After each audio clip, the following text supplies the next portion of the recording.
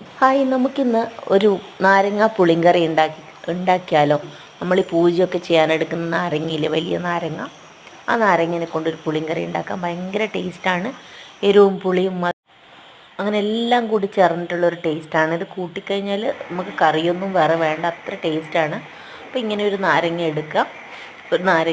ആദ്യം. എന്നിട്ട് ഇത് ചെറിയ പീസായിട്ട് ഇതേപോലെ കട്ട് ചെയ്യാം. എന്നിട്ട് ഇതേപോലെ പച്ചമുളക്, ഇഞ്ചി ഇതേപോലെ അരിഞ്ഞിട്ട് അതിലേക്ക് 2-3 കായ്മുളക് എടുക്കുക, കറിവേപ്പില എടുക്കുക. എന്നിട്ടൊരു ചീനിച്ചട്ടിയിൽ ഇട്ട് വഴറ്റുക. എന്നിട്ട് അതിലേക്ക് നമ്മൾ അരിഞ്ഞു വെച്ച് നാരങ്ങ എടുത്തിടുക. നാരങ്ങ നന്നായി വാടി വരണം. വാടി വന്നതിന് ശേഷം നന്നായി വാടി വരണം.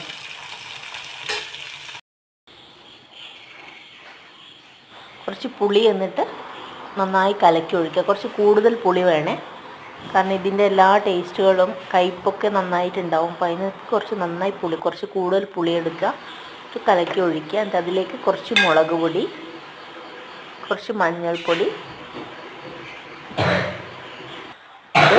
കുരുമുളക് പൊടി, ഇത് ഉഴുന്ന് പൊടി, നമ്മൾ അരിക്കൽ ദോശക്കെല്ലാം ഉപയോഗിക്കുന്ന ഉഴുന്ന് പൊടിച്ചതാണ്.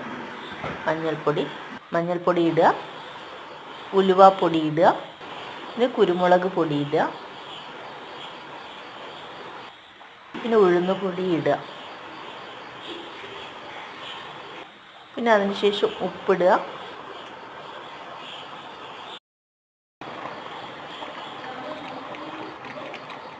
രണ്ടാണി വെല്ലം ഇടുക, ശർക്കര ഇടുക. പിന്നെ ഇത് നോക്കിയിട്ട് നിങ്ങൾ